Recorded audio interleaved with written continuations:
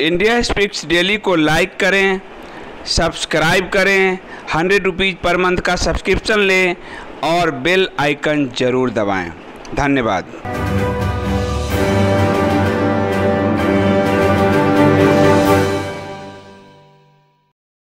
आज हमारे हैं कमल रावत जी।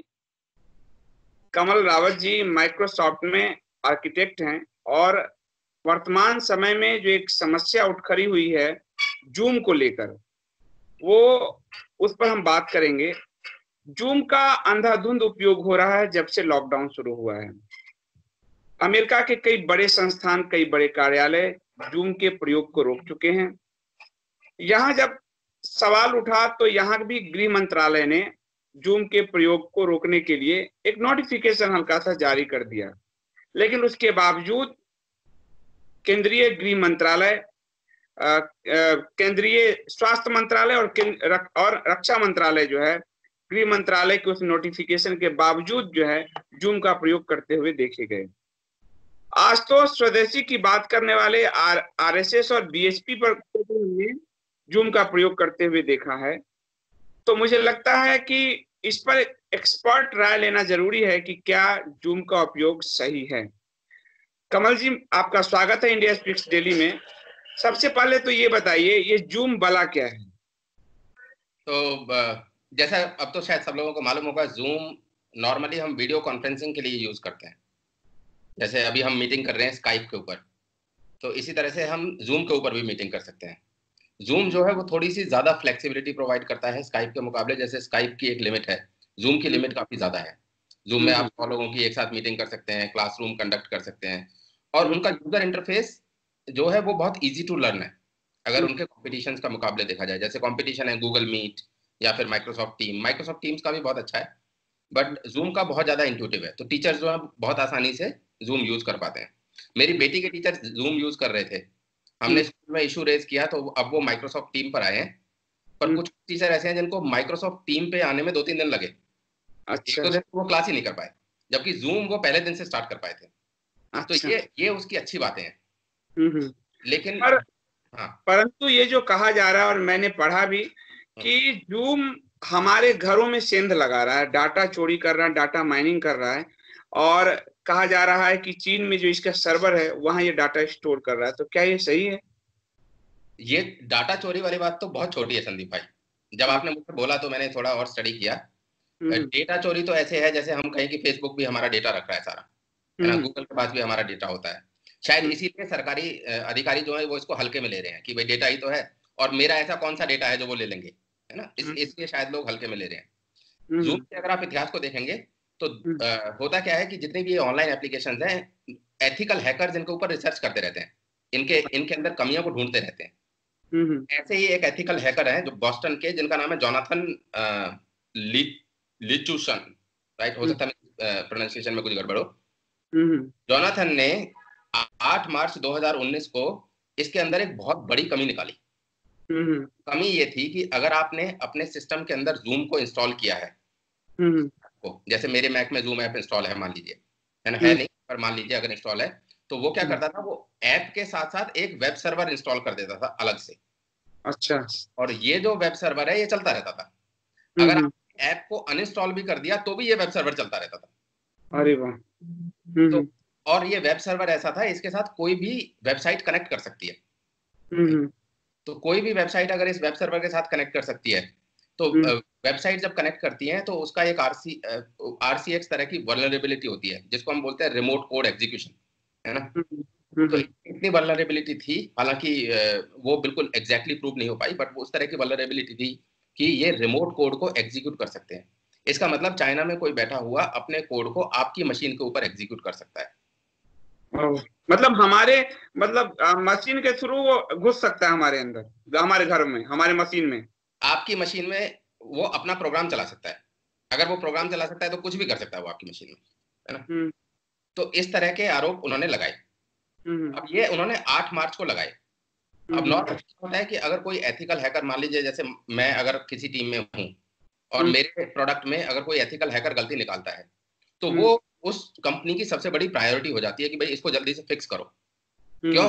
ये अभी तक पब्लिक को मालूम नहीं है, ये तो अच्छा बंदा है जिसने गलती ढूंढी है, जिसने एक लूप होल ढूंढा है, इसको फिक्स कर दो तुरंत। 8 मार्च को उस आदमी ने रिपोर्ट किया, वो एक साइंटिस्ट थे, और 26 मार्च तक उसके पास कोई रिप्लाई नहीं आया जूम की तरफ से। फिर 26 मार्च को उन्होंने दोबारा से जूम को मेल किया ये मेजर वल्नरेबिलिटी है, प्लीज इसको देखो। 27 मार्च को जूम ने उसे ऑफर किया कि हम आपको इतने पैसे देंगे, आप पब्लिक में ये वल्नरेबिलिटी मत बताओ। यानी ये सोची समझी साजिश थी। हाँ बिल्कुल, आप कह सकते हैं ऐसे। तो 27 मार्च को उन्होंने ऑफर किया, उस बंदे ने वो रिजेक्ट कर दिया। तो 26 मार्च को जब उसने ये बोला था कि ये बहुत मेजर वल्नरेबिलिटी है, उसके साथ उस आदमी ने उसका फिक्स भी बताया था कि इसको बहुत जल्दी से अगर फिक्स करना है तो ये इसका फिक्स कर दीजिए। क्विक फिक्स जो होता है ना, कि बाद मेजर फिक्स आप बाद में लेते हैं ना, बट बहुत जल्दी से अगर आपको फिक्स करना है तो ये फिक्स आप तुरंत कर दीजिए, है ना। तो 27 मार्च को उन्होंने नहीं किया, ये वेट करता रहा। इसने कई बार उनको कांटेक्ट करने की कोशिश की, ज्यादा जवाब नहीं आया, है ना। 10 अप्रैल को इसने क्रोमियम टीम को कांटेक्ट किया। क्रोमियम मतलब गूगल क्रोम वाली जो टीम है, इसने क्रोमियम टीम को कांटेक्ट किया और उस टीम को इसकी वल्नरेबिलिटी को बताया। ये ना बहुत रेस्पॉन्सिबल लोग होते हैं संदीप भाई, जो पब्लिक में ऐसी चीजों को डिस्क्लोज नहीं करते, क्योंकि पब्लिक में डिस्क्लोज हो जाएगा तो ये सारी चीजें पता ही चल जाएंगी। लेकिन अगर एथिकल हैकर, अगर कोई नॉर्मल बंदा जो है ये वल्नरेबिलिटी निकाल सकता है, तो कोई गलत आदमी भी निकाल सकता है। तो ये तब तक चली रही थी। तो 10 अप्रैल को क्रोमियम टीम को कांटेक्ट किया। फिर क्या हुआ कि ये लोकल सर्कल में सबको पता चल गया कि जूम के अंदर ये वल्नरेबिलिटी है, सर्कल है। तो नॉर्मली अगर मैं एथिकल हैकर हूं और मैं आपकी कंपनी के प्रोडक्ट में कोई गलती निकालता हूं, तो मैं आपको 90 दिन का टाइम देता हूं कि या तो आप 90 दिन में फिक्स कर दीजिए, वरना मैं इस वल्नरेबिलिटी को पब्लिक कर दूंगा। अच्छा। तो उस 90 दिन के हिसाब से वो जून, मेरे ख्याल से जून 26 या जून 24 के आसपास उसको पूरा होना था। तो 10 जून को जूम ने 10 या 12 जून को जूम ने ये पब्लिकली बोला कि, पब्लिकली मतलब अंदर बोला कि इस तरह की वल्नरेबिलिटी और हमें ये फिक्स करनी है। और जो लास्ट डे था उससे शायद एक दिन पहले या उसी दिन उन्होंने वो वाला क्विक फिक्स किया जो 26 मार्च को सजेस्ट किया था, जो वो ये कह रहा था कि इस क्विक फिक्स को करने में केवल एक दिन लगेगा। तो इससे क्या है, इससे हमें जूम की नीयत का पता चलता है। और मैं आपको इंसिडेंट बताता हूँ। जूम का जो हेड, जूम जो है, जूम की ऑफिशियल स्टेटमेंट है कि हम डेटा को बेचते नहीं है। फिर क्या हुआ, ये डेटा को शेयर करते हुए पकड़े गए फेसबुक के साथ। तो इन्होंने अपनी सेल की डेफिनेशन दिखाई टर्म्स एंड कंडीशंस में से, कि सेल की डेफिनेशन ये होती है कि जब मैं आपको डेटा दूं तो बदले में मैं पैसे लूं। और इन्होंने कहा क्योंकि हमने फेसबुक से बदले में पैसे नहीं लिए, इसलिए हमने डेटा सेल नहीं किया। अब ये कैसे तय होगा कि इसने पैसे नहीं लिए? इन्होंने बोला ऐसा, ठीक है ना। तो होता क्या है कि आप पैसे नहीं ले रहे तो आप फेवर ले सकते हैं कि भाई मेरी ऐड चला देना फेसबुक पे, है ना। मतलब डायरेक्ट पैसे तो नहीं लिए। अब मैं यूट्यूब से डायरेक्ट पैसे, मैं वीडियो बनाता हूँ, मैं कहूँ मैं तो यूट्यूब पे फ्री में डालता हूँ, लेकिन अगर मुझे गूगल की तरफ से पैसे आते हैं बाद में एड्स के थ्रू, तो वो एक तरह से मेरे वीडियोस के ही तो पैसे हैं, है ना। तो ये इस हेलो संदीप भाई, आप सुन पा रहे हैं? हाँ, सुनो, कॉल आ गया। ठीक है। तो इस लेवल की शातिर, ये मैं इसको शातिरपना ही कहूंगा। और मैं आपको एक इंसिडेंट बताता हूँ। इन्होंने बोला था पब्लिकली कि हमारा डेटा जो है वो चाइना से राउट नहीं होता, ठीक है, परंतु ये इस बात को सिद्ध नहीं कर पाए। और अभी भी इस पर बहस चल रही है कि काफी सारे लोग कहते हैं कि डेटा जो है, मतलब जो ट्रैफिक है वो चाइना से राउट हो रहा है। और अभी इन्होंने चाइना से स्वीकार भी किया था अभी, जिसकी वजह से इनका शेयर भी कुछ डाउन चला गया था। जब प्रेशर आया तो इन्होंने स्वीकार किया था कि हाँ, कि हमारा एक सर्वर जो है चाइना में है और उसको हम फिक्स कर रहे हैं। तो ऐसा एक मैंने बियॉन्ड पे ये न्यूज देखी थी। सर्वर होना एक चीज है, लेकिन अगर मान लो चाइना में सर्वर भी नहीं है, तो भी अगर आप डेटा को चाइना की नोड के थ्रू अगर आप राउट कर रहे हो चाइना के थ्रू, तो वहां पे क्या होता है, वहां पे इंटरसेप्ट करना इजी हो जाता है ना। तो इन्होंने कहा, तो इनकी रिक्वायरमेंट ये थी कि हम चाइना के थ्रू राउट नहीं करेंगे। जो रिक्वायरमेंट थी वो ये थी कि चाइना के थ्रू राउट मत करो, ठीक है। और इन्होंने बदले में ये बोल दिया कि नहीं, हम चाइना में स्टोर नहीं कर रहे, है ना, बट वो राउटिंग हो रही थी चाइना के थ्रू। तो ये सब जो चीजें हैं ना, तो इससे क्या है कि कंपनी पर विश्वास नहीं किया जा सकता। जैसे फेसबुक बहुत बड़ी कंपनी है, बट फेसबुक पे उस तरह का विश्वास गवर्नमेंट को नहीं है जिस तरह का विश्वास माइक्रोसॉफ्ट पे है। हालांकि फेसबुक ने ऐसी कोई गलती नहीं की है जिस तरह की ये जूम ने की है, इतनी बड़ी गलती, है ना। उनका सिक्योरिटी ब्रीच हो गए थे, बट वो मेरे ख्याल से वो नॉर्मल गलती थी कि उनके कोड में कुछ कमी रह गई थी, राइट। बट जूम की तरफ से ये शातिरपना लगता है। इनके 5 लाख यूजर अकाउंट जो है वो ऑलरेडी एक्सपोज हो चुके हैं डार्कनेट पे। ऐसे लोगों ने टूल बना चुके हैं जो 100 से ज्यादा मीटिंग आईडीज को एक साथ ओपन कर देते हैं पहले। उसके बदले में ये फिक्स क्या लेके आते हैं, ये फिक्स ऐसा लेकर आते हैं कि ठीक है, अब अगर कोई भी मीटिंग में ज्वाइन करना चाहता है तो वो जो ज्वाइन करेगा उससे पहले उसको मीटिंग होस्ट का अप्रूवल लेना पड़ेगा। तो इससे हम डेटा को तो रोक नहीं रहे। मतलब अगर जूम उसमें ये आया था कि आपके कॉन्फ्रेंस रूम में ये इलीगली घुस जा रहा है, हर किसी के इलीगली जो है जूम घुस जा रहा है, और ये कहीं से भी सही प्रैक्टिस नहीं है। जिसके बाद अमेरिका के कुछ स्कूलों ने पहले इसको बैन किया, फिर कुछ कार्यालयों ने बैन किया, और शायद अमेरिका की गवर्नमेंट भी अपनी यूज नहीं करती। पेंटागन में, यूएस सेनेट में, सिंगापुर स्कूलिंग सिस्टम में, नासा में, स्पेसएक्स में, हर जगह पर ये बैंड है, ठीक है, हर जगह बैंड। तो मेरा ये कहना है कमल भाई, क्योंकि आप भारत को भी समझते हो और आप माइक्रोसॉफ्ट जैसी कंपनी के लिए काम कर रहे हो, भारत के सरकार ने इसको लिया बाद में, होम मिनिस्ट्री का एक नोटिफिकेशन आया बहुत बाद में। जब क्या भारत के जो गवर्नमेंट है, जो आज वो लॉकडाउन में बातचीत कर रही है, सब देख रही है, उनके पास उनका आईटी सिस्टम ऐसा नहीं है जो बता सके कि इसमें क्या क्या गलतियां हैं और क्या क्या उसमें धोखा हो सकता है? नहीं, भारत की गवर्नमेंट की तरफ से जो नोटिफिकेशन आए थे वो सही थे। उन्होंने सही बोला था कि इसके अंदर ये वल्नरेबिलिटीज हैं और आप इसको यूज मत करो। तो ऐसा नहीं है कि उन्होंने बोला नहीं। मुझे लग रहा है कि भारत की सरकार में एक जो कमी है वो ये है कि वो स्ट्रिक्ट एनफोर्समेंट नहीं करते। ऐसा नहीं है कि पूरे देश में, खुद बीजेपी के अंदर भी वो स्ट्रिक्ट एनफोर्समेंट नहीं करते, गवर्नमेंट के अंदर भी स्ट्रिक्ट एनफोर्समेंट नहीं करते, है ना। यूएस में अगर फेडरल सिस्टम बंद कर रहा है तो इसका मतलब वो बंद हो जाएगा। गृह मंत्रालय के नोटिफिकेशन के बाद मैंने केंद्रीय स्वास्थ्य मंत्री हर्षवर्धन का ट्वीट देखा कि हम जून पे आज मीटिंग करने जा रहे हैं। मैंने देखा था आपका ट्वीट। हाँ, तो ये किस तरह का है कि एक सरकार की, एक गृह मंत्रालय कह रहा है कि खतरे हैं और स्वास्थ्य मंत्रालय को लगता है कि कोई खतरे ही नहीं।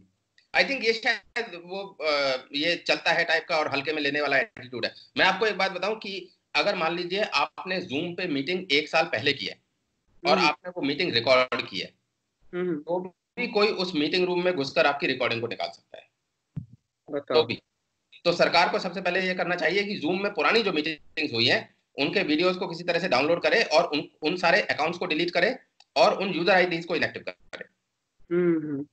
मान लीजिए मुझे लग रहा है कि शायद पीएमओएम के स्तर पे तो उनका अपना जो आईटी डिपार्टमेंट है उसका शायद प्लेटफॉर्म सर्वर यूज हो रहा होगा मीटिंग के लिए, जो मुझे लगता है।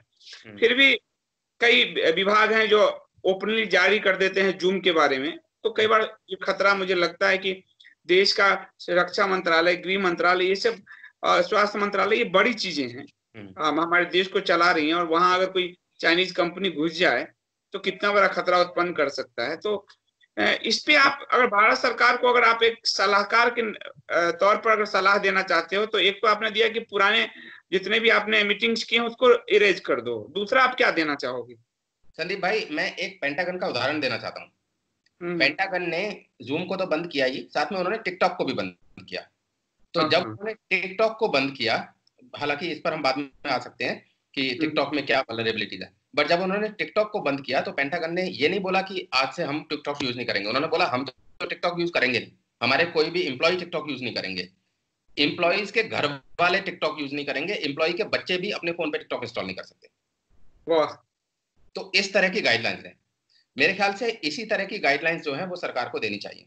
मान लीजिए कोई गवर्नमेंट ऑफिसर है, उसके घर में अगर उसका बच्चा यूज कर रहा है, उसकी बीवी यूज कर रही है, तो भी एक तरह से वल्नरेबिलिटी है। स्पेशली जो इंटेलिजेंस एजेंसीज में है या फिर इस तरह का जिनका भी थोड़ा भी सीक्रेट काम है ना।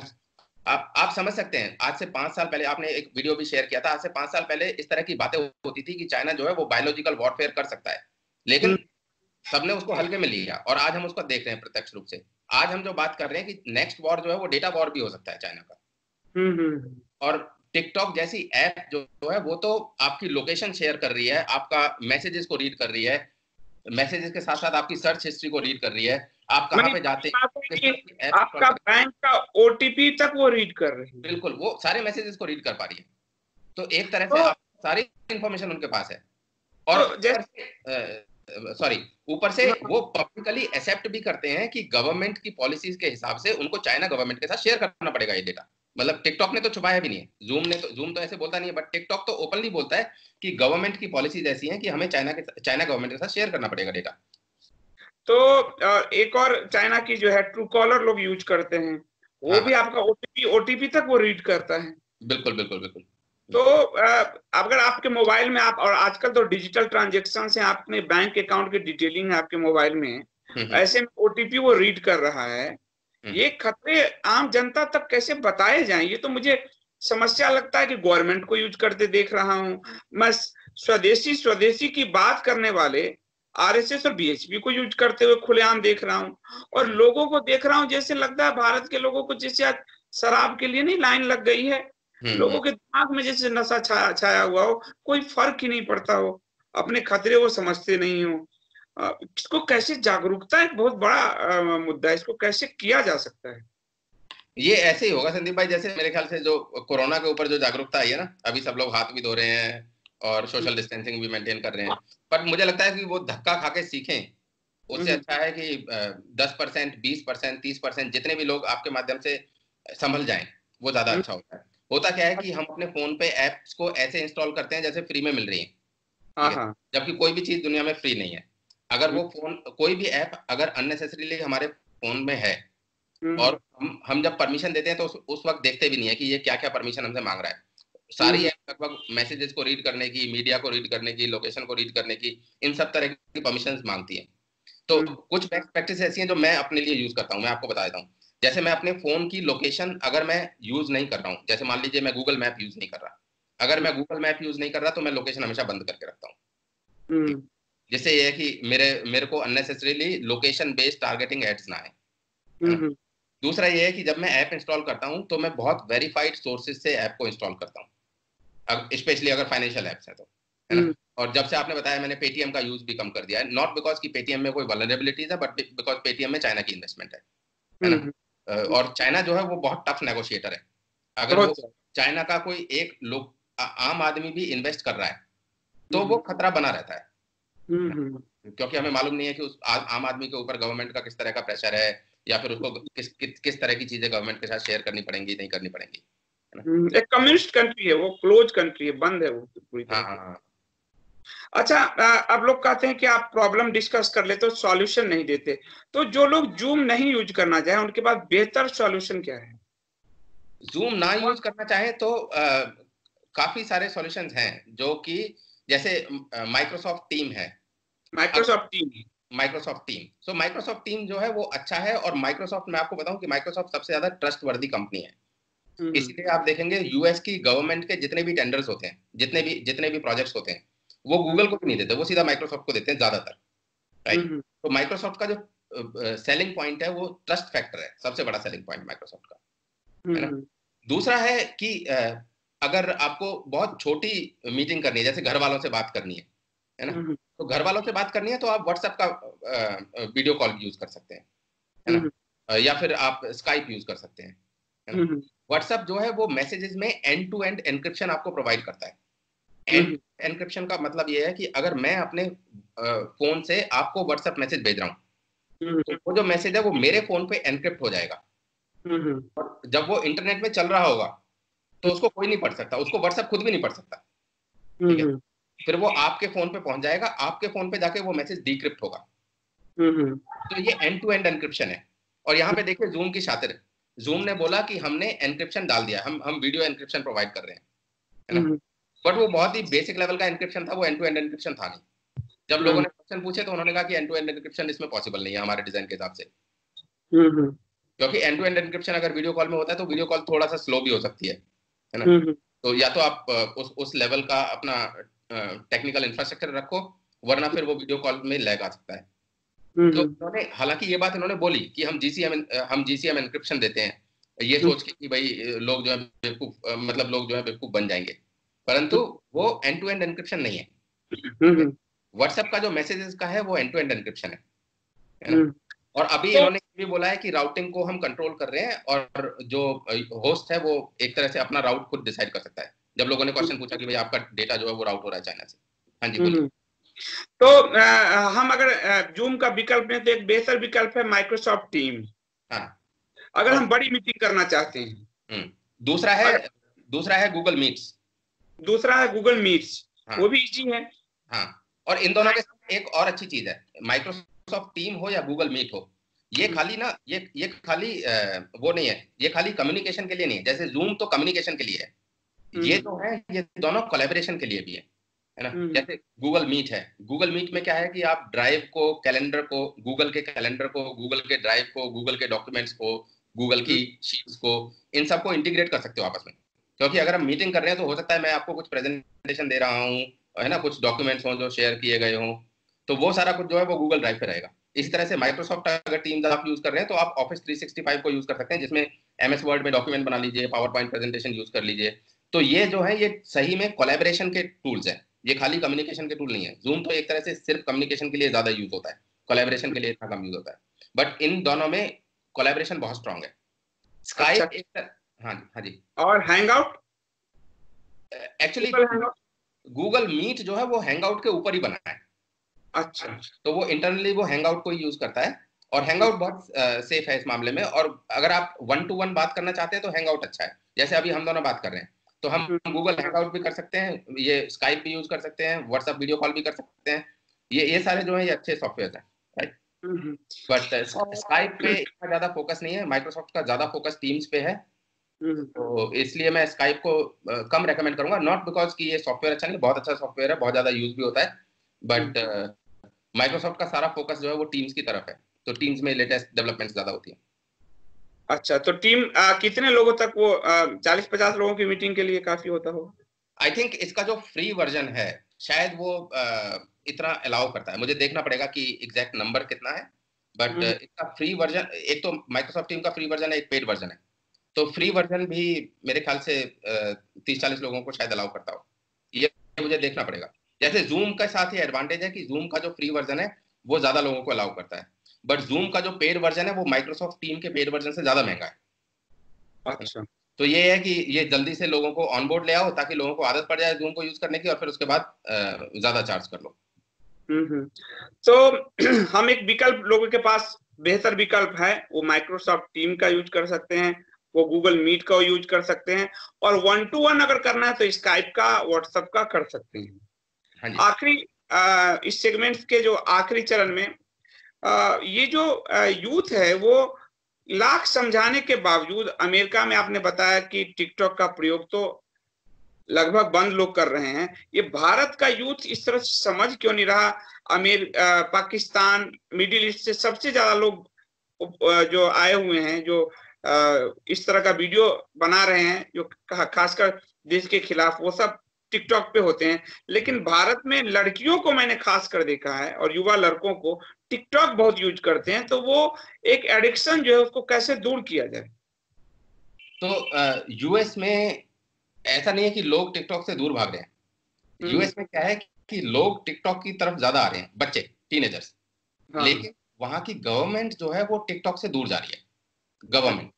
जैसे यूएस के जो रिपब्लिकन सेनेटर हैं, जॉश हाउले, बाकायदा बिल लेकर आए थे वो, to stop to TikTok in government agencies. और इस पर काफी सारे, जैसे मैंने पेंटागन का एग्जांपल दिया, उन्होंने तो ये भी बोल दिया कि आपके घर में भी किसी के पास टिकटॉक नहीं हो सकता अगर आप पेंटागन के एम्प्लॉई हैं तो पेंटागन के एम्प्लॉई हैं तो बच्चे भी टिकटॉक यूज नहीं कर सकते। क्यों? क्योंकि इसमें भी वही है, इसमें तो वल्नरेबिलिटीज जूम से भी ज्यादा है, क्योंकि ये चाइना की है ना। और इसमें क्या है कि जैसा हमने बोला कि डेटा जो है वो बहुत ज्यादा यूज होता है, मतलब कुछ भी शेयर कर सकते हैं टिकटॉक वाले। वो ज्यादा डेटा कलेक्ट कर रहे हैं कि वो क्या शेयर कर रहे हैं, क्या नहीं शेयर कर रहे हैं, डेटा को कहाँ पे रख रहे हैं, कैसे रख रहे हैं, किसके साथ बांट रहे हैं, हमें कुछ मालूम नहीं है ना। आपके फोन के साथ क्या छेड़खानी हो रही है वो भी मालूम नहीं है। तो यंग लोगों से वो दूसरे वाला जो एंगल है वो शायद आप ज्यादा अच्छी तरह से बता सकते हैं। वो जो एंगल है वो बहुत ही खतरनाक एंगल है, और ये हम इसको हल्के में नहीं ले सकते, क्योंकि एक एंगल तो ये है कि हमारे छोटे छोटे बच्चों को इसमें बिजी रखना टिकटॉक में, मैंने एक महिला को देखा था, वो महिला जो है वो डेली कम से कम 2 घंटे जो है वो तैयार होने में लगाती थी, ताकि वो 30 सेकंड का, 40 सेकंड का, 1 मिनट का एक टिकटॉक वीडियो बना सके। तो लेवल का जो टाइम वेस्ट हो रहा है यूथ का, क्योंकि यूथ का जो टाइम है वो तो वापस आएगा नहीं, है ना। तो वो जो टाइम वेस्ट हो रहा है वो तो बहुत ही अलग तरह की प्रॉब्लम है। पर उसके अलावा जो डेटा ब्रीच हो रहा है और जो हमारे यूज केसेस की आदत पड़ रही है, जैसे मान लीजिए अगर केवल ये पता चल जाए कि हमारे जो लड़कियां हैं भारत की 16 साल से लेकर 20 साल तक की लड़कियां जो है उनकी आदतें इस तरह की हैं, तो सोचिए अब जिहाद के प्रति कितना ज्यादा वो हो सकती है। ये मैंने नोट किया है टिकटॉक पे, लोग अटैक करने वाले जो लोग हैं वो उनके माइंडसेट के साथ। टिकटॉक में ये मैंने देखा है कि एक जो खास कम्युनिटी है वो टिकटॉक पे, उसके जो युवा हैं वो ज्यादा एक्टिव हैं, और शायद वो एक बहुत प्लानिंग के साथ एक्टिव हैं वहाँ जो, और हमारे बच्चे तो कुछ समझने को तैयार नहीं है। जो भारत के यूथ हैं, बेटी हैं, बेटियां हैं, तो अब उनको ये है कि जब तक उनको खुद के खतरे, वही लॉकडाउन वाली स्थिति नहीं बनेगी तब तक शायद वो ना सीखें। लेकिन हमारा आपका काम है, क्योंकि हम जन जागृति से जुड़े हुए हैं, तो हमारा काम है कि हम उनको समझाएं कि आप इसका प्रयोग ना करें। बिल्कुल। धन्यवाद कमल भाई। मैं चाहूंगा कि वीक में एक दिन आप इंडिया स्पीक्स डेली को इस तरह से स्काइप पे समय दें, या फिर आप हम ऑफिस में, जब भी हम, लॉकडाउन अभी कब खुलेगा भगवान मालिक है, कम से कम टेक्नोलॉजी के बारे में हम जनता को जागरूक करें। ये हमारी एक जवाबदेही। जब मुझे लगा कि यूथ यहाँ का और यहाँ के लोग सीखने को तैयार ही नहीं है, कई बार लगा कि सर मार रहा हूं दीवार से, पर फिर लगा कि सर मारने से अच्छा है कि समझाया जाए, जितना चाहे 5 आदमी ही समझ जाए। और इसलिए मैं चाहता हूं कि सप्ताह में एक दिन हम टेक्नोलॉजी पे आप थोड़ा सा समय निकालें और यूथ को गाइड करें, क्योंकि ये जो ऐप है, ये जो टेक्नोलॉजी है, उसके सकारात्मक उपयोग तो बहुत अच्छे हैं, पर इसके नकारात्मक उपयोग भी बहुत ज्यादा हैं। और हमारे पड़ोस में ऐसे देश हैं जिन्होंने पूरी दुनिया को एक वर्ल्ड वार में झोंक रखा है, वो खेल सारा टेक्नोलॉजी से कर रहे हैं। ऐसे में हम लोग जितना जल्दी इसको समझ जाएं उतना अच्छा है। मैं चाहूंगा जाते जाते आप अगर हमारे दर्शकों को कोई मैसेज देना चाहे इस संबंध में तो बहुत स्वागत है। तो मैसेज तो एक छोटा सा यही है कि आप अपने फोन पर जो भी चीज इंस्टॉल कर रहे हैं उसको देखें कि ये मेरे किस काम आएगी, और जब उसका काम खत्म हो जाए तो उसको अनइंस्टॉल कर दें। दूसरा मैसेज ये है कि आप ऐसी चीजों में इन्वॉल्व हो जो लंबे समय तक आपके काम आए, ऐसी चीज इन्वॉल्व ना हो जो आपको 5 मिनट का फेम दें और फिर वो खत्म कर दें। ये 2 चीजें बहुत इंपॉर्टेंट है। तीसरा संदीप भाई, मुझे लगता है कि आपके जो प्रयास है ना वो बहुत ज्यादा सकारात्मक है। जिस तरह की बोध कथाएं आप लेकर आए और वो भी लीक से हटकर, मैं बोल रहा हूँ उसका बहुत व्यापक इम्पैक्ट होने वाला है। भले ही उनकी व्यूअरशिप शायद थोड़ी कम हो पॉलिटिकल वीडियो से, बट होती है, पर अच्छा उनमें क्वालिटी के लोग होते हैं थोड़े उसका इम्पैक्ट भी बहुत ज्यादा है। बच्चे जो है, मैं देख रहा हूँ कि कम से कम मेरे घर में मैं देख रहा हूँ कि मेरी बेटी जो है वो उस तरह के प्रश्न पूछने लगी है, उस तरह के सवाल रेज करने लगी है। परसों मैंने देखा मेरी बेटी अकेली, वो 9 साल की है, केवल अकेली कमरे में बैठकर भगवत गीता पढ़ रही थी, अकेले। वाह। और वो कह रही थी कि नहीं, मैं सोच रही हूँ कि लॉकडाउन में मैं इसको याद करने की कोशिश करूंगी। वाह वाह, ये तो बहुत ही अच्छा हो, बहुत ही अच्छा है। तो ये सब जो है, ये आपके बौद्ध कथा की वीडियोस हैं, रामायण महाभारत दिन में देखते हैं, तो बच्चे का जो पूरा इकोसिस्टम बन रहा है ना, आप अपने योगदान को कम ना समझे इसमें। मैं तो ये मानता हूँ कि लॉकडाउन में कम से कम रामायण महाभारत के जरिए सरकार एक अच्छा मैसेज तो गया बच्चों में, क्योंकि रामायण महाभारत नहीं पढ़ पाएंगे वो, कम से कम कुछ जानने को मिला। और अब देख रहा हूँ वही हमारे रामायण स्टार प्लस पे वही रामायण के कलर सब लेके आ रहे हैं, और वर्ल्ड वाइड व्यूअरशिप उसको इतनी ज्यादा मिली है। इसका मतलब है कि अगर हम अच्छी चीजों को पेश करें तो आज भी वो घर घर तक अच्छे संस्कार, नैतिकता जो है पहुंचा सकते हैं, और ये बहुत जरूरी है। धन्यवाद कमल रावत जी, जो माइक्रोसॉफ्ट में एक आर्किटेक्ट हैं और हमारे दर्शकों के लिए विशेष आग्रह पर ये समझाने आए थे कि प्लीज जूम और टिकटॉक से तौबा कीजिए, और उसके लिए आप माइक्रोसॉफ्ट, गूगल जैसे जो एक विश्वसनीय प्लेटफॉर्म है उसका उपयोग कीजिए। बहुत धन्यवाद कमल जी।